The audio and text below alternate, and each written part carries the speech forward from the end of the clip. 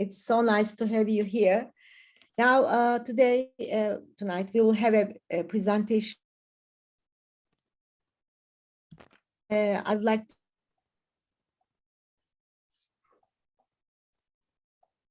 Hocam bir kesinti var sesinizde. Yes, is the problem with the noise?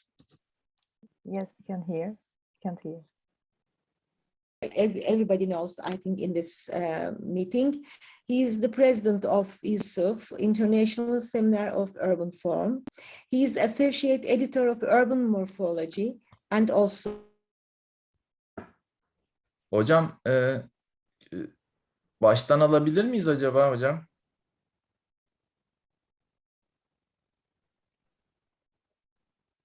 Yes.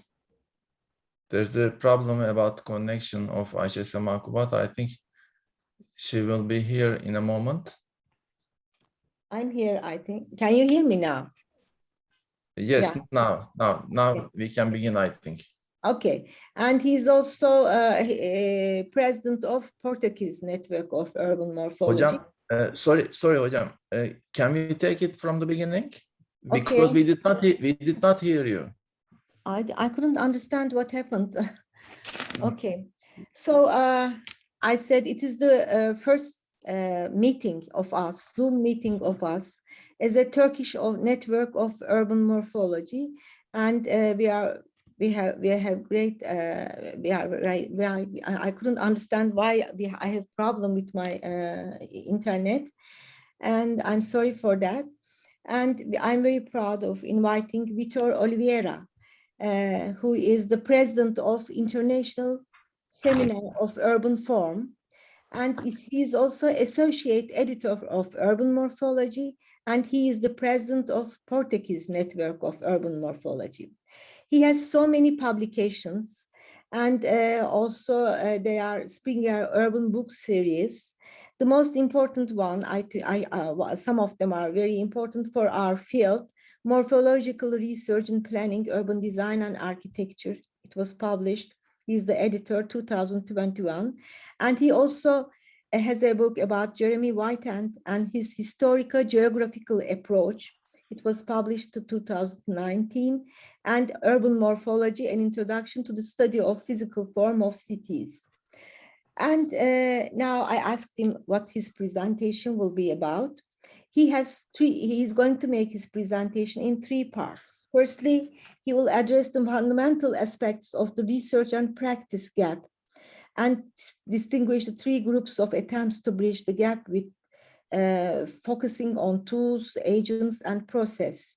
The second part of his presentation will be about his ongoing research project, KEBA project. And this project is creating an educational process to bridge the worlds of research and practice. Finally, he will present a municipal regulation he's coordinating for a local authority in Porto metropolitan area.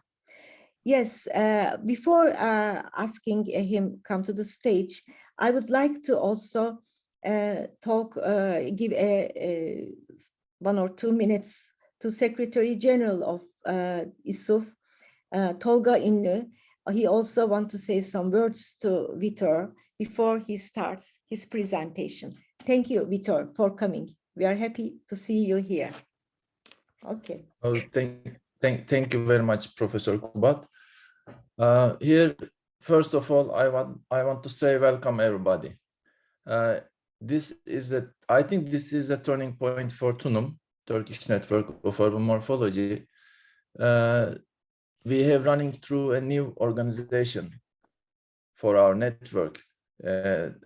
This is a significant part of this organization, the Urban Morphology Talks, I mean.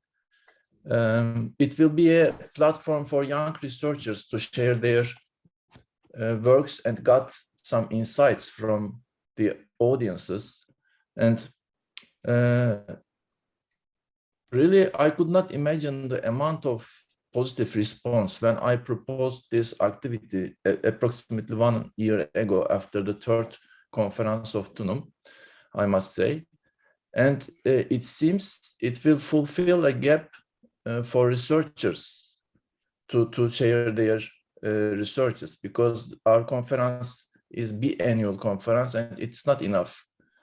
It is so successful, but it's not. It seems it is not enough for our researchers, and it will be very good for especially young researchers. Also, there will be some special sessions on specific topics, maybe some roundtable meetings, and all of them will be organized online. By this way, basically it will be organized through the Turkish network, and it will be open to Turkish researchers. But these special sessions, like today, will be open to foreigners, our foreigner friends, to share their ideas. And we will organize these meetings, these talks on a monthly basis, except July, August, and September. Then we will have our next meeting on June, and later the other one will be on October. On the other hand, I would like to thank to our organization team for organizing this valuable and significant conference seminar series. Ezgi Küçük Çalışkan, İrem Kurtuluş, and Mert Akay, who they made this work in a very passionate way, I must say, as well as to Olgu Çalışkan and Tülin Selvi Ünlü. They have great efforts to organize these meetings. And now I would like to thank also to Vitor Oliveira for joining us in the opening session of Urban Morphology Talks. Yes, as Professor Kubat said, he is the president of ISUF, but also a close friend of mine. His attendance and existence in this meeting means a lot for me, and I guess for all of us. Now I want to leave the floor to Vitor Oliveira for his presentation. Thank you very much for listening to me. Yes, Vitor, the floor is yours. Thank you, Tolga. Thank you, Ayşe. Just before you disappear, Tolga, I have 30 minutes, right? I'm here, okay. I have 30 minutes, right? Okay, 30, 35 or something like this. Okay, so I will start sharing my screen. It's a great pleasure to be here with you, not only because of the institutional dimension.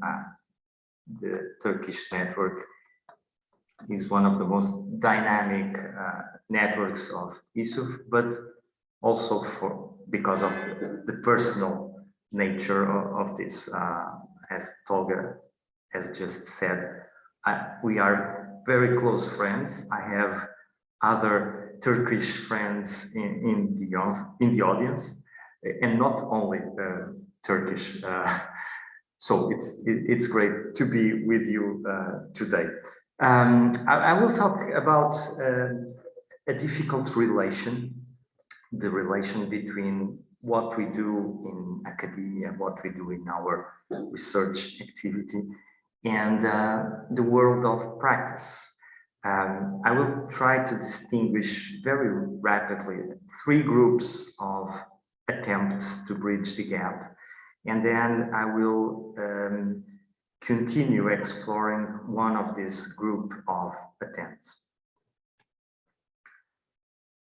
So starting from the beginning, I think that we all know in Turkey, in Portugal, in Brazil, I have an Albanian colleague in the audience, in Albania also.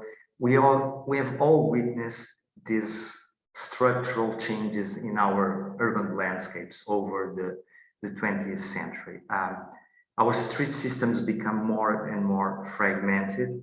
Our street blocks and plots become larger and larger. Our buildings started to set back from the street, and they started to be separated from each other. Of course, this is not about architecture. It's not about architectural styles or materials or colors. It is about structural changes on our way of producing cities or other settlements. What is the main reason for this? It's difficult to find one key reason, but we can find some fundamental drivers for this process of change. A growing population, an increasing use of private car, the emergence of real estate as a key agent in the urban space, and the proposal of new planning models, notably the garden city and the modernist city. Why is this important? Why am I starting this talk by reflecting on this? Because these changes, these structural changes in the urban landscape, they have an impact on socioeconomic diversity and on environmental sustainability. So it's not only about urban form by itself, it's because of the impact that it has on our daily lives. And I will start by these daily lives. What you see here is what you see in the left photograph is the place, the grocery shop where I bought my vegetables and fruits until the end of April. In the end of April, this grocery shop moved to this building that you see in the right picture. You can see some oranges next to the door. So since early May, I buy my fruits and vegetables in this shop. It's just, as you will see through this slide, the owners just moved. It was just a small movement, less than 100 meters. So they used to be based here, and now they are based here. It's a slight change in the urban space, but because of that, in this new place where they are now, they decided that they wouldn't do a lunch break, because in the lunchtime, for economic reasons, it was profitable for them to keep the shop open. So starting from this very particular aspect, I would say that space matters.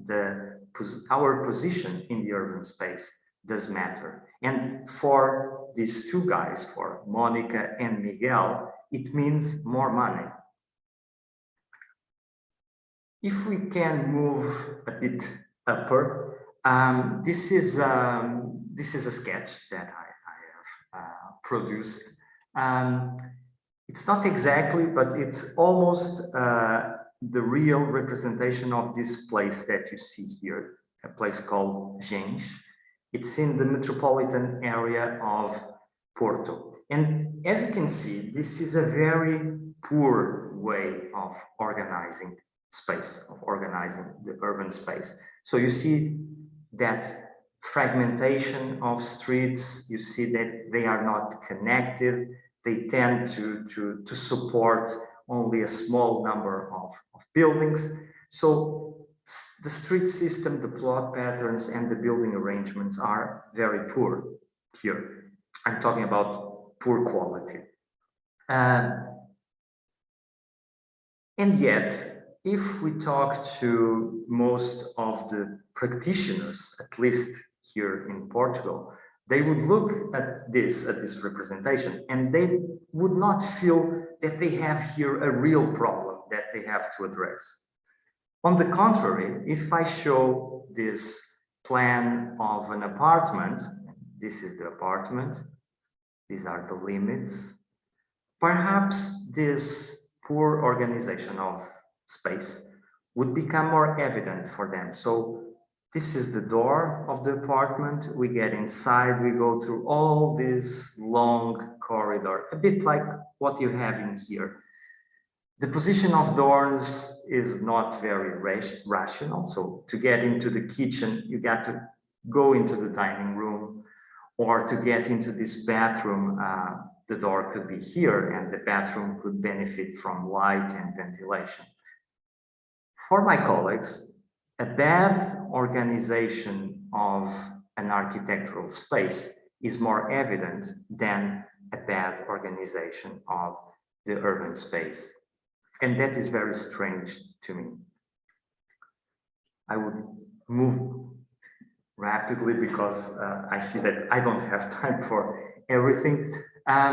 So what I'm saying is nothing new.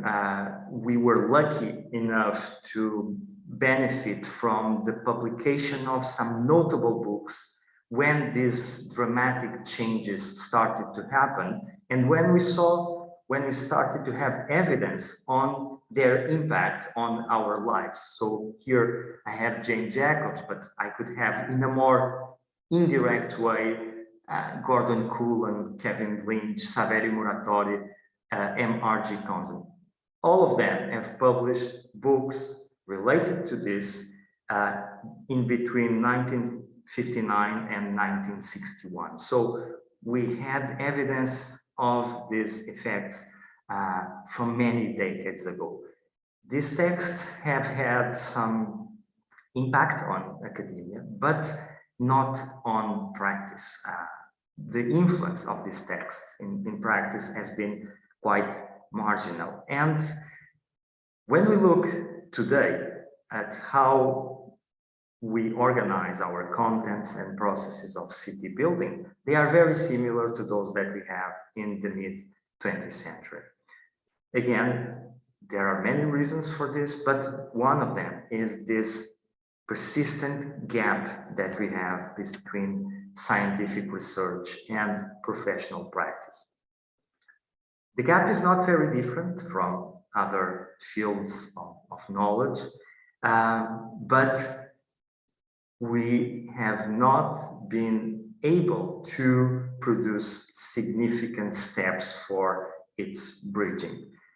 In urban morphology, as I think that most of you know, at least in the last 2 decades, we have been repeatedly talking about this problem.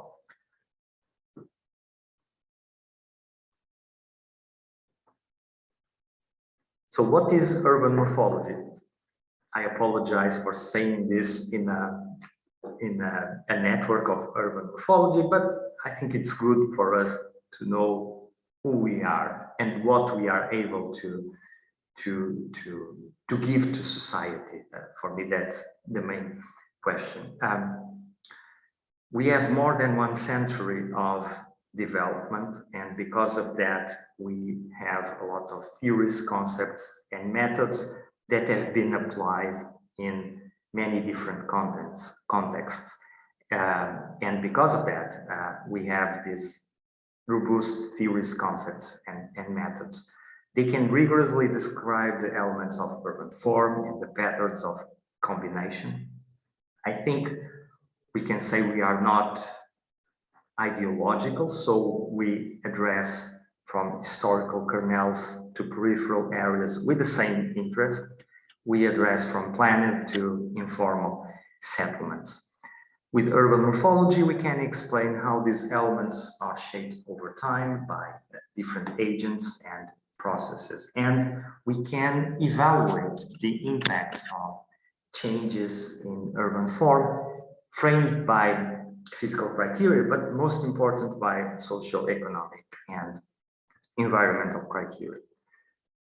Practice is not as easy to characterize because we have different types of practice. For instance, planning practice and architectural practice these are 2 very different things. Urban design in my country, it does not exist, so it's somewhere in between, but probably closer to planning.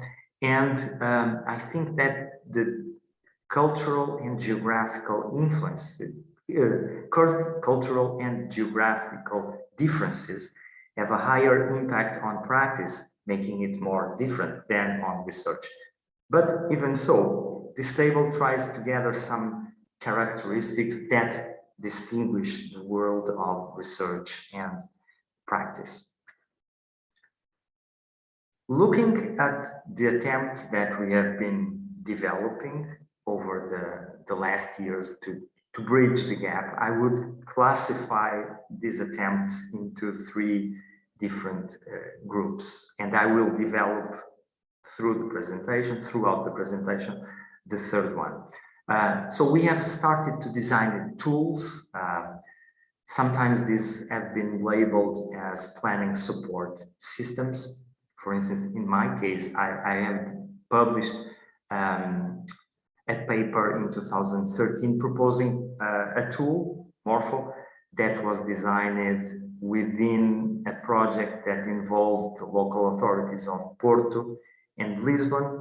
This was a simple tool, and that is one of the characteristics of these tools that try to bridge both worlds. A simple tool for describing and explaining urban form, for evaluating alternatives of transformation, and for designing or establishing the rules for others to design. Morpho has a focus on the town plan, so that it is very convenient, meaning that it addresses street systems, plot patterns, and building arrangements. Another line or group could be labeled agents. And again, I bring one of my examples to make it easier for me. So this is a book that Ayşe Şemakubat has mentioned, and the book focuses on this figure of research practitioner, someone that is mostly in academia, but now and then moves to practice and applies his theories and concepts into planning practice or architectural practice. So here you have two examples. I'm lucky enough to have Frederico on the audience. I have selected one of the chapters that I've selected is from Frederico, and I have to say that the book gathers a number of chapters where I invite each author to, in the first part, present his morphological view of the city, and in the second part, to present how his practice translates this view.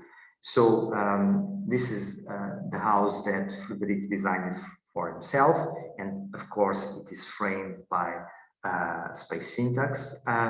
And on the other hand, I brought another example by Jeremy Whitehead, where he explains how his Keynesian approach was applied around 20 years ago to design a conservation policy for Pingyao. And the third group that I will develop, again, it goes back to Jeremy. In the year 2000, he wrote that one of the reasons why we are still in separate worlds, research and practice, is because we produce a series of uncoordinated events that don't have a past or a future. For instance, I invite a colleague from practice to give a keynote speech in a conference, or a colleague from practice invites me to be part of a jury for a competition, and that's it. We don't make an effort to make it more continuous. So this line argues for the realization of a sequence of coordinated events extended in time. And the two projects that I bring you will address this issue through this perspective.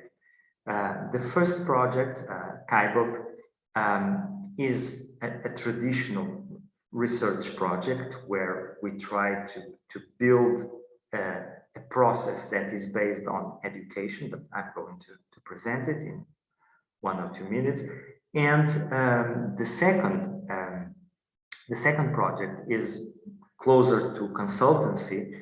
It's a regulation that I am designing right now with Claudia, who is in the audience also. And but this invitation is part of a process of relation between our own university and one local authority. So it's all about these processes of collaboration between the two worlds. So starting by KaiBub, this is a first, it means Knowledge Alliance for Evidence-Based Urban Practice. It's a project that is moving on. We are almost in the middle of it. It brings together 8 partners from Croatia, Cyprus, Italy, and Portugal. It has been coordinated by Nadia Charalambos, that at least some of you know. And these partners are 3 universities, 1 research institution, 1 network like the Turkish network, it's ISUF Italy, 1 non-governmental organization, and 3 enterprises, 1 architectural, 1 planning enterprise, and 2 architectural enterprises. And as I told you, the goal is to create a process based in education to relate researchers and practitioners. The project is built on another project that is called EPUM. Part of the team is the same, Porto, Cyprus, and in the last project we have Sapienza in institutional terms, and now we have ISUF Italy, but in terms of the researchers is Giuseppe Strappa and his team. In EPUM, we were trying again to do some bridges, but not between research and practice, between separate morphological approaches.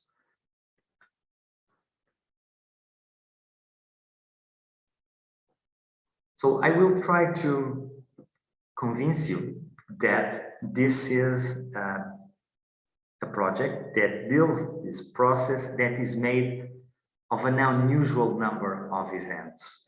It's event after event in order to expose researchers to practice, to the world of practice, and to expose practitioners to what we do in research.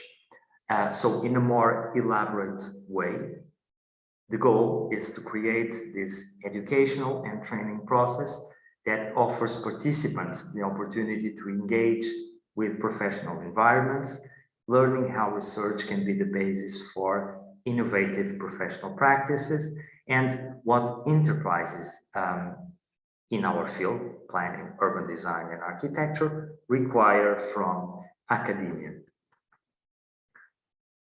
To do this, all these events that I will mention, we use 3 case studies that are 3 projects that are being developed by our 3 enterprises. As you see, these are very different projects. We have one plan in Katopolymedia in Cyprus. We have a special building, a building for a minister in Riyadh in Saudi Arabia, and we have a building that is more common, is a residential building here in Porto. And we have these 5 types of events running through the 3 years of the project. As you see in this very simple representation, some of the events are built from research into practice, and other events they come from practice into research. So the goal is the mixture, is the exposure of different people to a context, a world that they are not used to be navigating on. So starting by these small scale activities, this is the most heterogeneous group of or type of event. It can include some traditional, I cannot say traditional because the online mode is new in our lives, but this webinar series #1 is just a weekly presentation from the partners in academia of their expertise. So very conventional. But it can also include other types of activities, like one that we have running today at the moment, which is addressing this plan for Cyprus during 2 months, a continuous reflection on this plan that started in early April, that took most of us to Cyprus in late April, and that will be concluded in late May. So it's a 2 months activity working with the practitioners that are developing this plan. Then the second type of event is this international training workshops. We have, this is more homogeneous in relation to the former. We have these 3 workshops. The package is concluded. It was just in 2021. And here, during 1 week, we focus on another of these 3 projects, on this ministry office for Riyadh. So in 3 moments of 2021, we took our students to work with the practitioners and with the staff of the Kaigo project to work on this particular building in the city of Riyadh. I will exemplify very briefly what we have done in our Porto workshop that was developed with Tolga. It was one of the tutors of the workshop. So here we took a very special case. I don't know if you know Riyadh. I didn't knew it well until I got it in hands, and it's an amazing case study, at least for my standards. It was a small city until the 50s, very compact city with a rich built heritage, with some very intelligent way to solve the issues of privacy that were raised by religion, some very intelligent ways to deal with the hard climate. And then in the 60s and 70s, the city exploded and it lost all this knowledge. So it was great for us to explore urban morphology as a scientific support for an alternative architectural view that takes into consideration really the historical and the geographical contexts. So this is 1 week of activities, but I have to say that for this to be working, we had to start right in the beginning of the month to work with the team to create some relations between the people and to starting to spread some morphological knowledge. So I have to rush. So I will go very rapidly through the 3 last types of events. They are more related to practice, as you can guess from that graphic that I showed you in the beginning. We have business model workshops that are led by people from economics, so with very different concerns from those that we researchers and practitioners in architecture and planning have. Then another type of event, professional development sessions, and the last one that is more conventional again. It's internships where each of the three universities send their students to work for 2 months with these architectural and planning offices.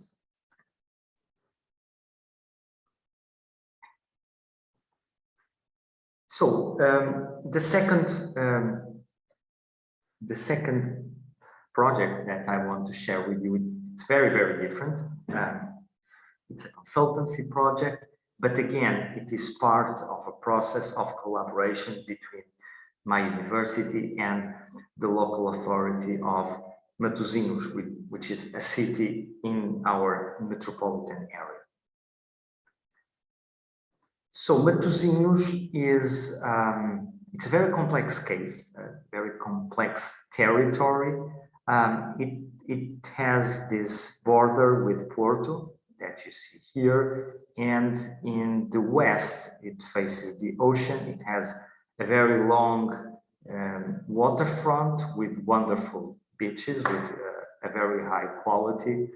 And it has this very large infrastructure. So it has the second most important port in Portugal. It has a huge oil refinery, and it has part of our airport. We only have one airport. We have a small city. And as you can see by this image on the left, or as you can guess, because it doesn't have much detail, but I think that it gives this idea of a complex territory made of very different things. So what was the demand? The city has a municipal plan that is very generic, and it has a municipal regulation that should complement the plan that is very detailed. So for instance, it tries to control balconies, but it doesn't say nothing about the building, these kind of things. At the same time, we have to consider the existence of a plan of mobility and transports that is very appreciated by the local authority and that was designed by our research center. So the demand was for us to create an intermediate scale for this regulation, meaning giving it some morphological contents that enable to complement this very generic logic or rationale of the municipal plan. So this is the zoning map of the municipal plan.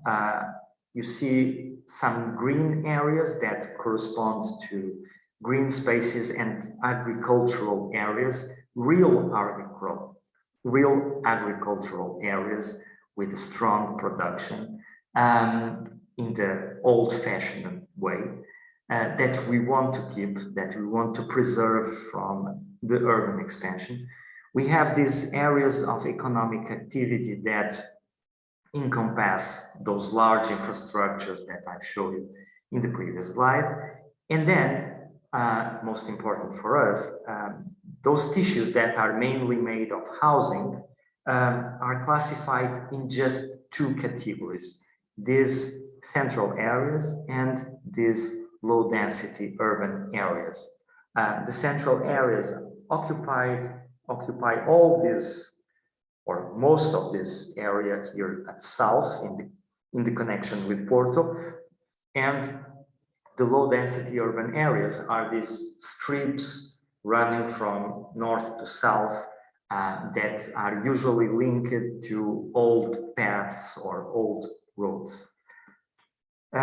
When I was invited for a meeting in the local authority, I started to prepare myself, and the first thing that struck me was the huge differences that we have in each of these two classes. For instance, the central areas encompass all this diversity that you see in this slide. But again, if we look at the other, this is the same. This is all taken from Google Street because it was my preparation for the first meeting. And this is again the second class, the low density urban areas, and again encompassing very different types of tissue. So for me, that creation of an intermediate scale has to understand the specificity of each of these tissue. For instance, for me, if you look at this tissue here, which is part of the central areas, is much closer to this one, which is part of the low density areas, than to any of the other three. So our understanding of what Matosinhos was made of in terms of physical form, of course, was a bit different from what the plan proposed. So after that meeting, we started to elaborate, to work conventional morphological ways, starting to understand the natural context, that sound presence of rural spaces that we really want to conserve, then trying to understand the town plan, which for us is the first layer of morphological understanding of any place, I would say. So what you see here are some exercises for trying to understand the street system. We are using space syntax, the plot patterns, and the position of buildings within the plots. Only after that, only having understood very well, I think, the town plan, we moved to an understanding of the most important things of the building fabric, like, for instance, the relation between the street width and the building height, and how different urban landscapes this characteristic can produce. So, to conclude, what are we trying to bring from this analysis to the next step? For us, the characteristic that seems more important in distinguishing the different things that happen in Matosinhos in terms of physical form is this building arrangement, the positioning of buildings within the plots. In this specific case, that for us seems to be the most important characteristic. So we distinguish these two types of things. In black, you can see places where the building and plot frontages are coincident, and in gray, you can see the other areas where these things are separated. Within the black areas, where building and plot frontages are coincidence, we can find a second structural differences, which is the regularity of streets, which, as you can imagine, is related to the time when they were built. So those black areas can be then subdivided into two types based on the regularity of streets. And for the other areas, for the gray ones, the second structural difference seems to be the division between single family and multi-family housing. So these three characteristics, in our view, and we will continue to develop that. So maybe when we meet in Poland in September, we can continue to discuss it. But we think that these three characteristics are able to produce a more real and adequate zoning map than the one that the plan proposes. So I would just conclude by saying that one of the things that I was asked to do in this particular project is to produce simple rules for the local authorities, simple rules with a high impact. Of course, this is very easy to say and to do. It's quite difficult, but this is what the local authority is expecting from us. We can do huge analysis, very sophisticated diagnosis, but in the end, they want simple rules for to regulate the transformation. And we want these rules to be morphologically informed. So thank you very much. I would now stop sharing. I think I'm in 35 minutes.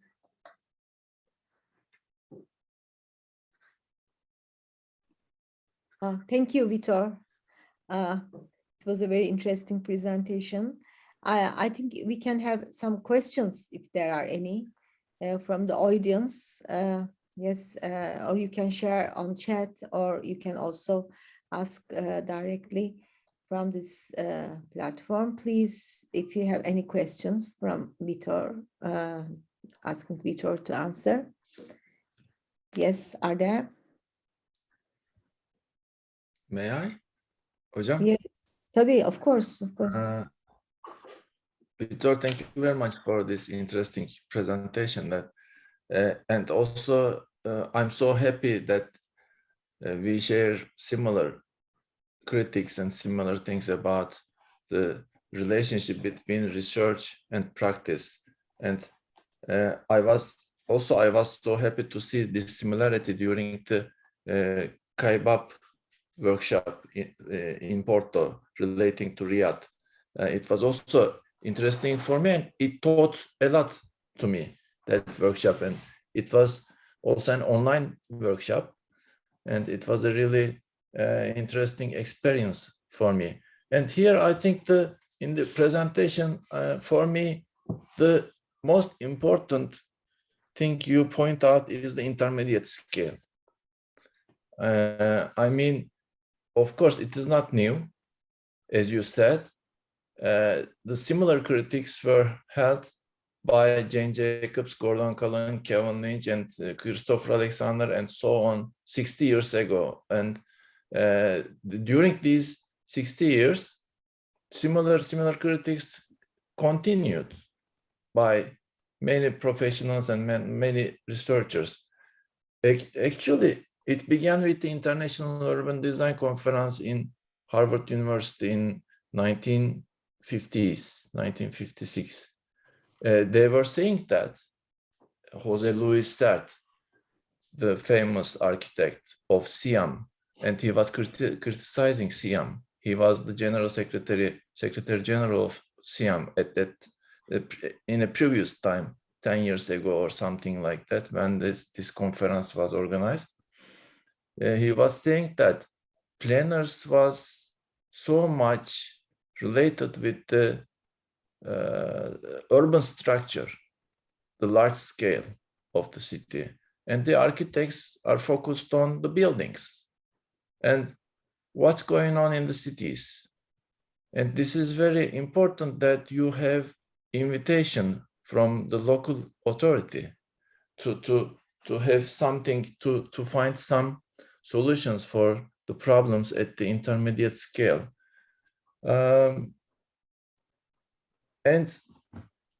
we can say that, as you said, there are different tissues in urban area, and it is not only in Porto, in every city that we are living in. And by this way, the collection of different tissues in urban area, in the lack of that strategic control in the intermediate scale, make all these cities clutter of buildings. We are all focusing on buildings. We are not dealing with the shaping of urban built environment as a total. I mean, we are not dealing with, we, the professionals and researchers, we are not dealing with the character of areas. And I think urban morphology gives that opportunity to us to have that, to fulfill that gap between research and practice, and it's very strong. Thank you very much for this presentation, for this moment. And simple rules can find this character, I think. I'm telling my students in my courses that the famous city Siena in Italy was made up of through 4 or 5 rules in the Middle Ages. There were 4 or 5 rules that made Siena. The character of Siena appeared by this way. And this simplicity, finding the simple rules, is very important. But it was the Middle Age. What about today? How can it be so simple? Would it be possible to make it simple? I hope it would be. How is it going about this?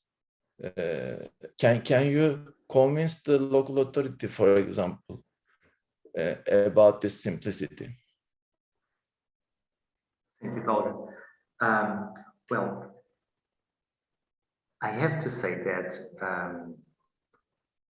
what led the local authority to invite us was a problem. The plan was when the municipal technicians were doing their development control, where they were analyzing a plan, an architectural application, they had one perspective on what this transformation should be.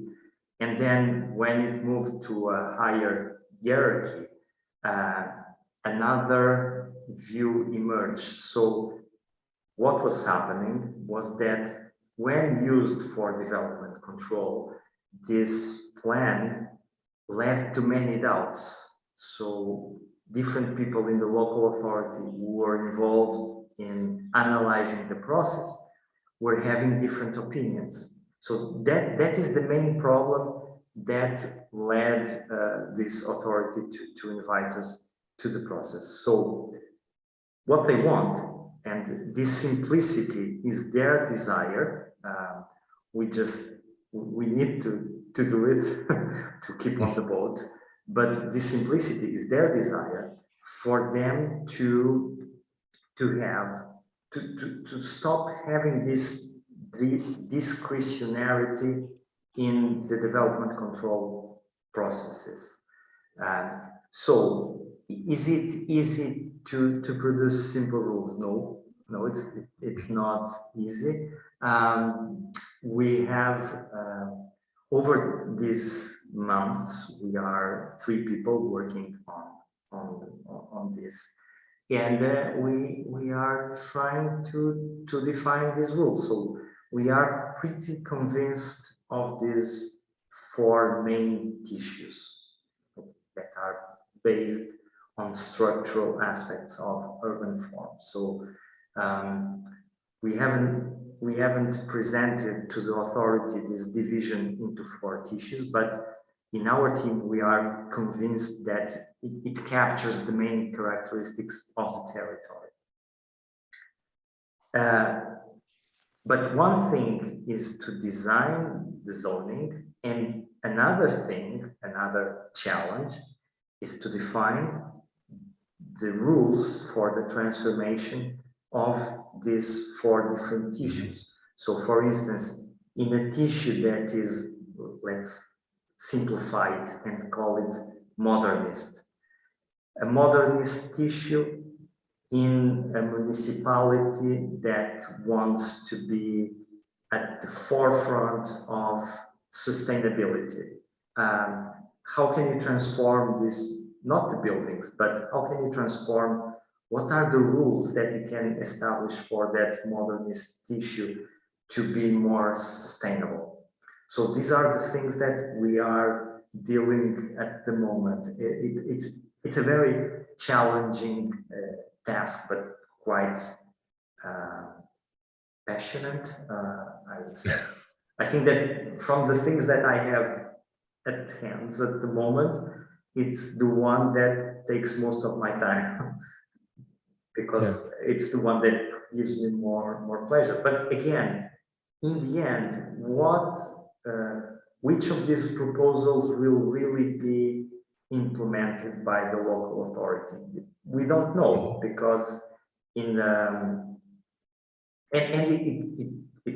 it's fair that we don't know, because I think that this urban processes should gather the perspectives of very different people. They should not be the result of the perspective of one planner or one architect or so on.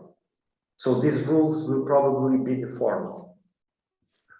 But let's hope that the more important morphological content would be kept. Yeah, thank you. I asked this question because we worked with Tülin in such a project in the city of Tarsus to writing simple rules in the historic center of Tarsus. We wrote rules, we gave it to the local authority, to municipality, to control the environment, and then we went there a few months later and we saw that they did the opposite. Okay. Okay. Are there any more questions from the audience? Are there? I cannot see everybody easily, but maybe I can ask a very short question to Vitor. okay. Vitor, thank you very much for the presentation. I'm curious about your own experience to develop a kind of a dialogue with the local authorities. You know, they are quite keen on to come up with some kind of quick solutions to the urgent problems, rather than dealing with the long run transformation of the morphological regions and so on. So how do you convince them about the necessity of the research, special research, to be involved into their planning practice? Thank you, Olga. As I told you in the beginning, this is a process. Okay, so there is a path for this. First, our research center has been collaborating with the local authority, so they know what research produces, and they think that they can benefit from that. And at the same time, I was very lucky because I was one of the heads of this local authority has done a PhD with me. I was his teacher, so I convinced them that the world of urban morphology could have something to offer to practice.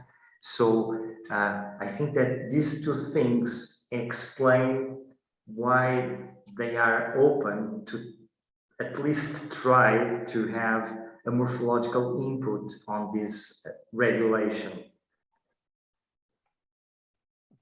Thank you very much. Thank you. But you are Lucky right. of you. Normally there is this the concerns of practice are not the concerns of research, even in the timing issue.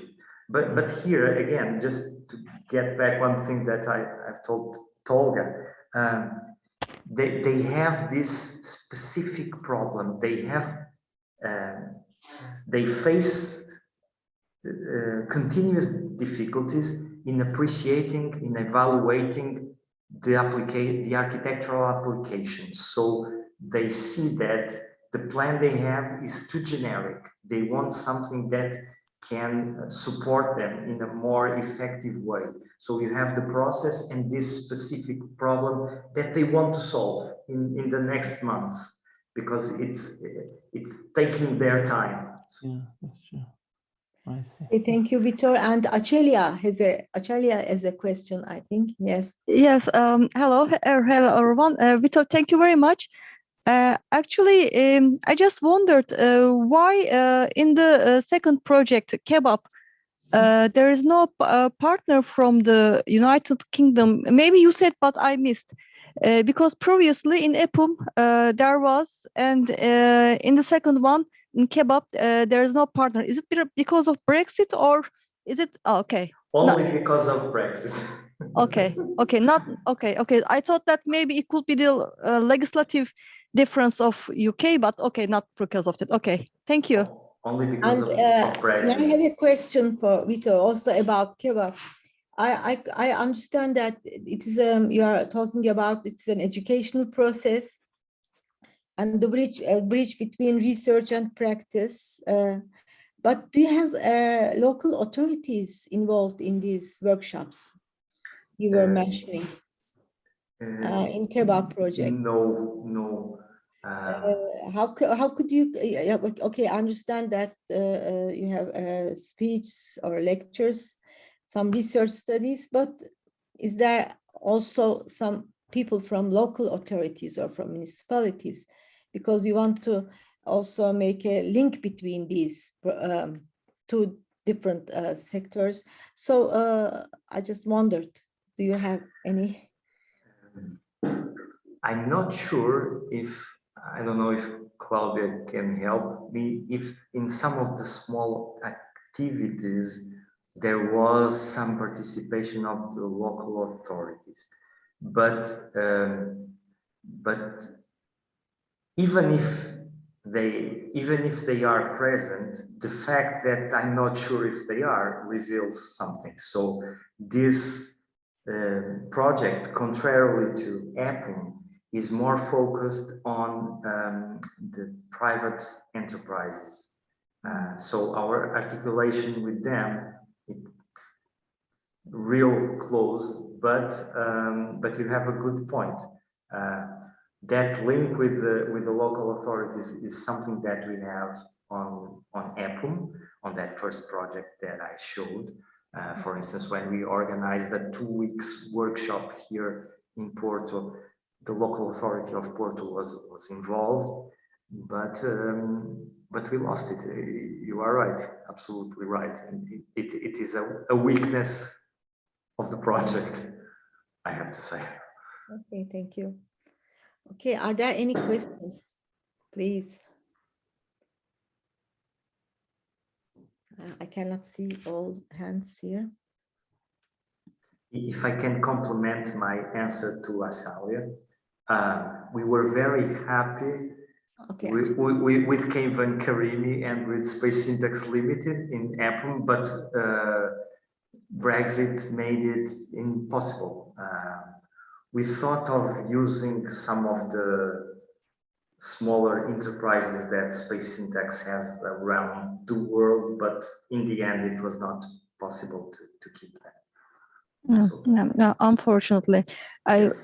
I just wondered maybe it could be because of the different legislative family of United Kingdom, but okay, that's why I wondered, is it because of Brexit or the different legislative situation? Okay, thank you, but yeah, unfortunately. Okay. Okay, Space Syntax Group is also involved. Keivan Karimi, and I remember Keivan is working with you also in this kebab project, isn't he? No, in the other one, in EPUM, he was working with us, but due to Brexit, they could not be involved in this one. Okay. It's one of the losses that we have because of Brexit, among the many. Okay. If there are no more questions. May I have a question? Yeah, okay, Yener, yes, please. First of all, thank you, Vitor, for your presentation. Sesim geliyor mu bu arada? Geliyor, evet. And I'd like to also thank you for your book. I am using in my courses. Thank you.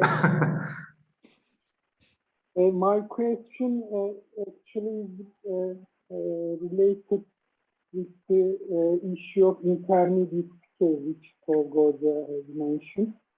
It is, I think, the source of the gap between the two professions, architecture and planning. And in the practice, at least in Turkey, it is the main crucial problem in the practice.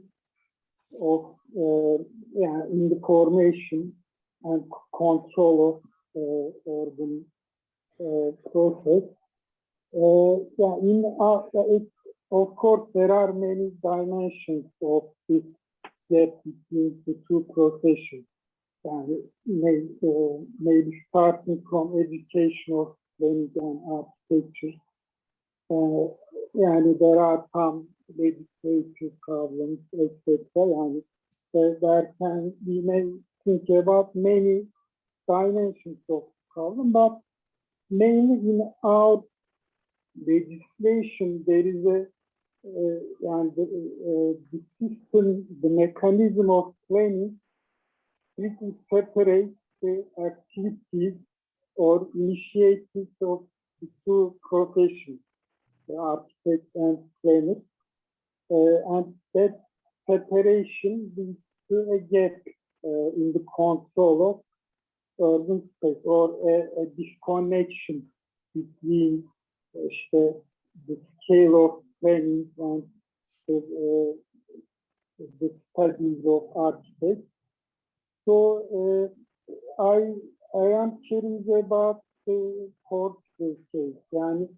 Do you have such a separation due to legislation in your case, or how your system, the system of Portugal is managing this relation between architecture and planning? Thank you, Enner. The connection was not very good, so I will try to repeat your question to make sure if I'm getting it right. What I've understood was that you were saying that in Turkey there is this strong separation between planning and architectural professions, and you were asking if in Portugal it was something similar. Is it? Yeah. Okay. So I got it right. Yes. It's absolutely. I think absolutely the same. I think that in general we have that separation everywhere. Then how much they are separated, it depends on the specific planning and legal context. Here in Portugal, we don't have many planners like Tolga, for instance. It's not a degree that produces many people from universities.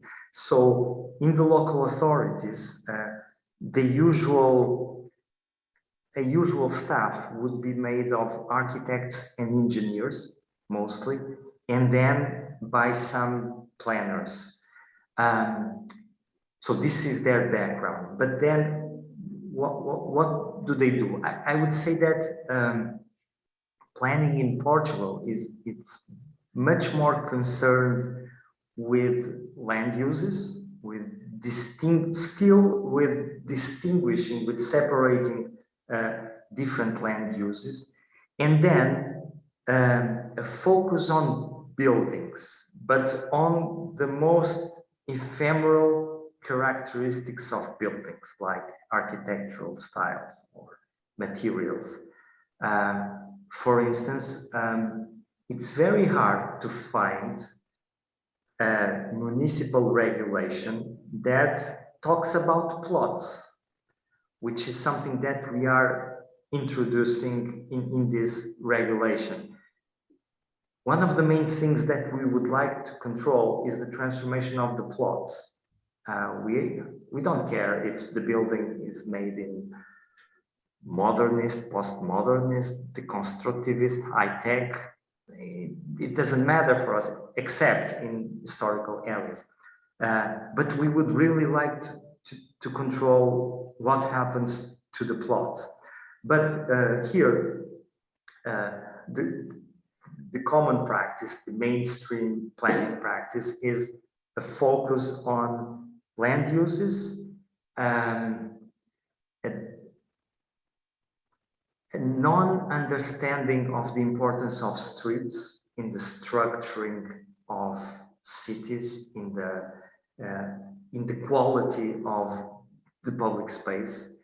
Also an absolute ignorance about plots and the focus on buildings. But as I told you, on the most ephemeral characteristics of buildings, not on the structural aspects.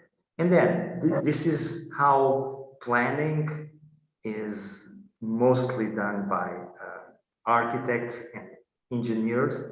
And then on the other side, you have architects with an architectural practice that focus all their efforts on producing these special buildings. And I think I would stop, otherwise I would be very critical on that. So yes, two separate worlds with different concerns, with different aims. But even so, I think that despite this, I think that planning needs a better focus. But even so, I think that planning is responsible for some order in our cities in Portugal. Otherwise, it would be even worse, because architectural creativity has no limits. So that is, I hope I have answered your question. Thank you, Vitor.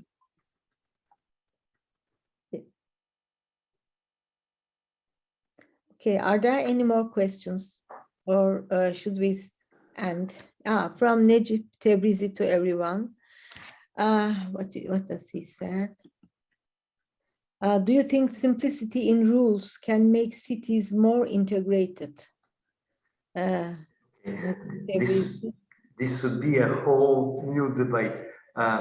Well, I was asked to produce simple rules, so I have to get simple rules. If they are good, they can make cities more integrated. But if you have more elaborated rules, if they are good, they can also produce this kind of cities. I mentioned simplicity because it was one of the rules of the game. If I want to play with them, in the end, I have to produce simple rules. But this effort for being simple, in my view, leads you to focus on the most important things, which is something that I really think that we need to do. We cannot control everything. If we would control everything, our cities would be absolutely boring. But I think we should control the most important things. For instance, one of the things that I started to mention is that this city still has a strong presence of rural spaces. So you walk the streets, you see a cow, you smell a cow. It's real productive spaces, real rural productive spaces. If we could contribute to keep these rural spaces and to make the urban areas that are already too much expanded, if we could make it more dense, keeping safe the rural areas, that would be great for me. That is one of the things that I think we should focus. That for me is more important than control a balcony or the color of a balcony, or to have a futuristic balcony or a high-tech balcony. So it's to focus on, to select the most important things that you want to address. So thank you, Nasir. Okay, if there are no more questions, I think we took a lot of one. There's one. Federico Hollanda. Fred. Okay, Fred. Yes. Yeah, can I bring in a Brazilian intrusion to the discussion? You must. Thank you, Izzy. Thank you, Victor, for the presentation. Many congrats. And I think one of the interesting things is to consider the bottom-up processes and the top-down processes in planning and its relations with practice and the university and academia. In Brasilia, for example, I've just given up. I and many of our colleagues given up insofar as contributions with the state, with the government, because the modernist ideology in planning is so strong that we have now diverted our actions and our attempts to interfere with the organization of the territory, with the social movements. Then we are much more geared to bottom-up processes, as it were. And then many of the victories, the beautiful, in these battles, urban battles, many of the victories have been related to bottom-up processes with social movements. So I wonder what you have to say to that. I mean, have you had in Europe some similar experiences to this or not? Because it's really what amazes me now. It's for some time now, it's an extreme resistance from state officials to accept a different view, which is not the hegemonic view of urban planning. Well, first I have to say that even if you give up, as you are a strong influence to me, you will be having your impact here in Portugal. So that is granted.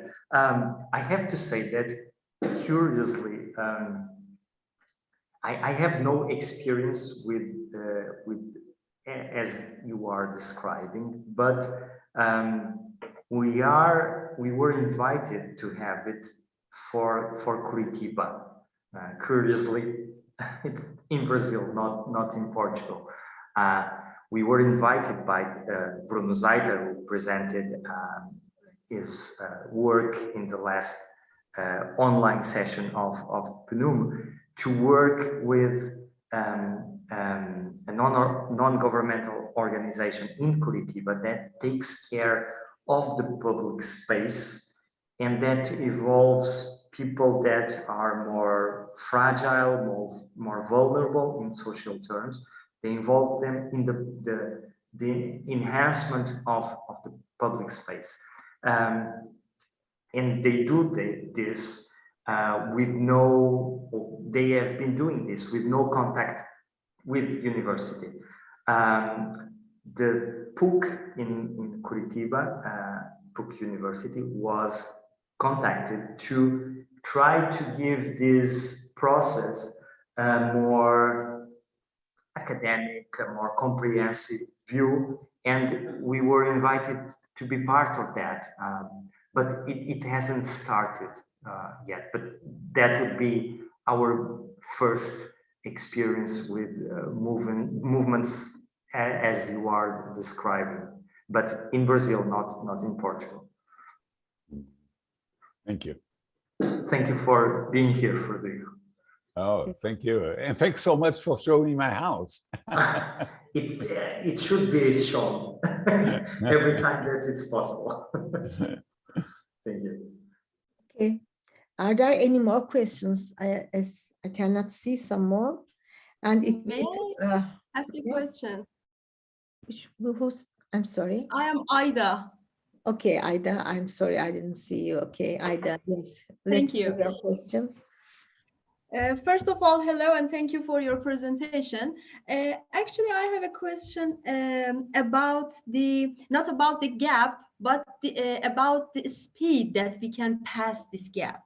Or maybe the gap I'm talking about is not actually the gap very close to the gap you talked about. It's about the gap between the idea and project. So I don't want to use the word of gap, I prefer to use the word of distance. Based on your actually very, very valuable experience, I want to know that if there is any kind of shortcut or maybe faster way to pass the road between the idea and the project or not. And I want to add this, you know, morphology, actually, I think that morphology make the urban concept more feelable for normal people. The reason I'm asking this question from you actually is this concept. So maybe you as a morphologist can feel it better, that how can we get closer to the project part and actually maybe to the normal people's area. Do you have any idea in this case? Thank you so much. Thank you, Aida. I'm not sure if I understood your question. I understood the second part of when you say that through urban morphology, maybe some of these things may be more understandable to common people, and I agree with you. But I did not understand what exactly. Maybe I can repeat it like this. Actually, I would appreciate it. I try to re-ask it. Thank you. Based on your experience, is there any time that you feel closer to the project section or not? I mean, which part of the research or ideas are very close to the reality or the project part?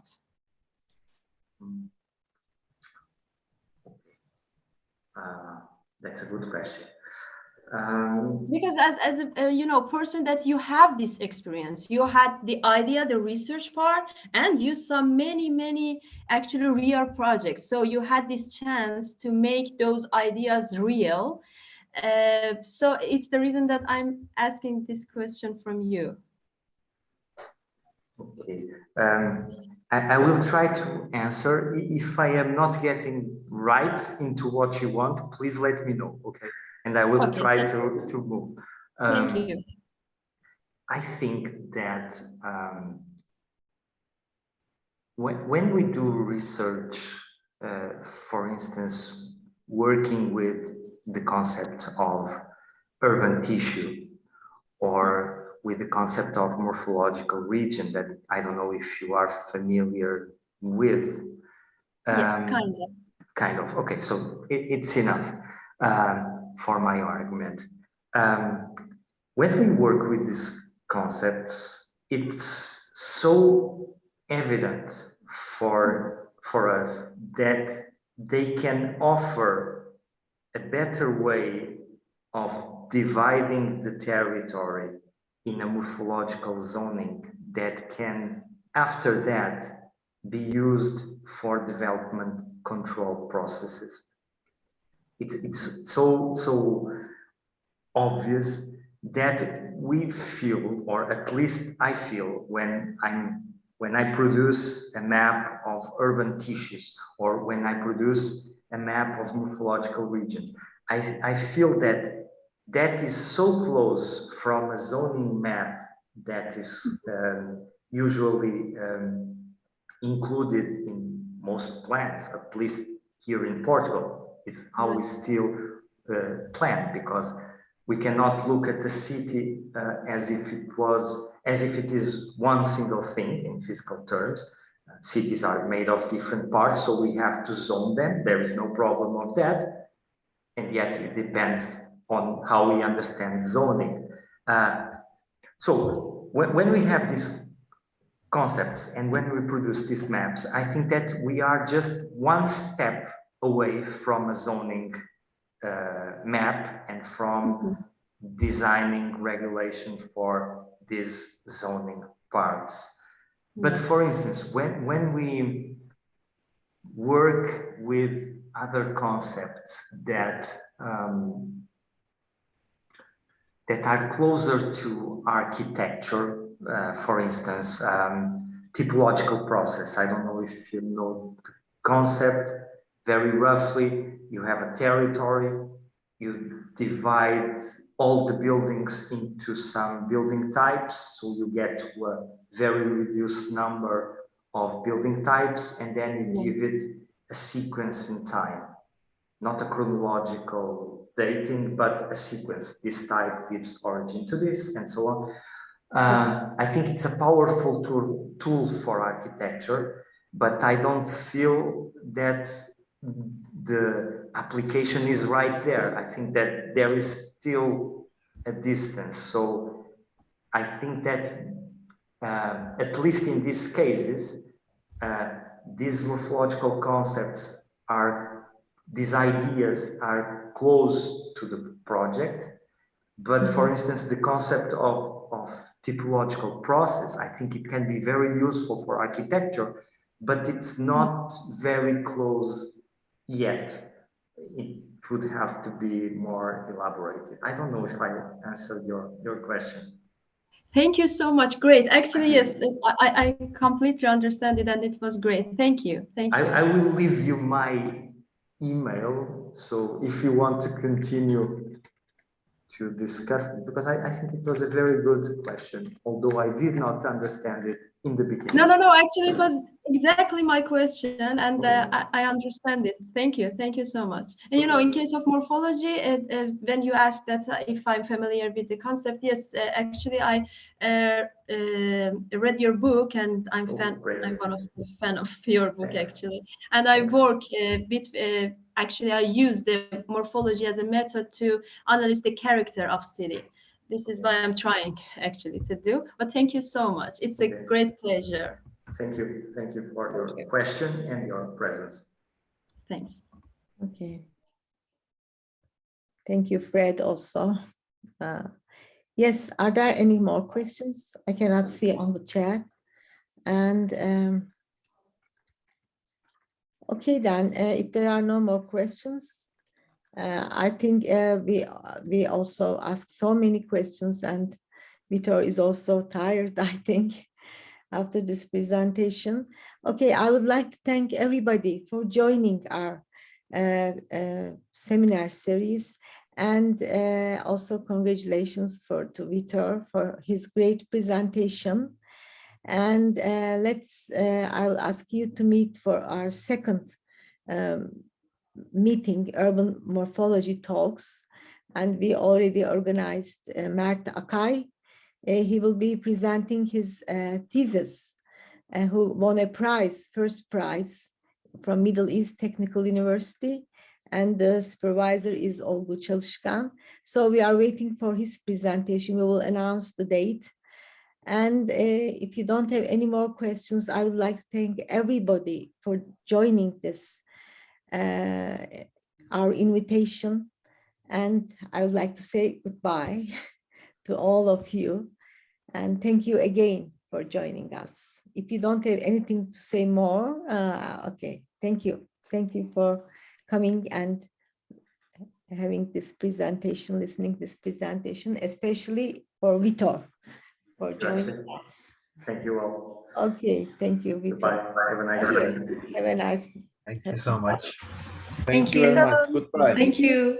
Bye. Bye. Thank you. Bye. Thank you. Bye. Thank you. Bye bye. Hoşça kalın. Hoşça kalın. Ama Sema hocam hoşça kalın. Çok teşekkürler. Oldu. İyi günler. Hoşça kalın. İyi akşamlar.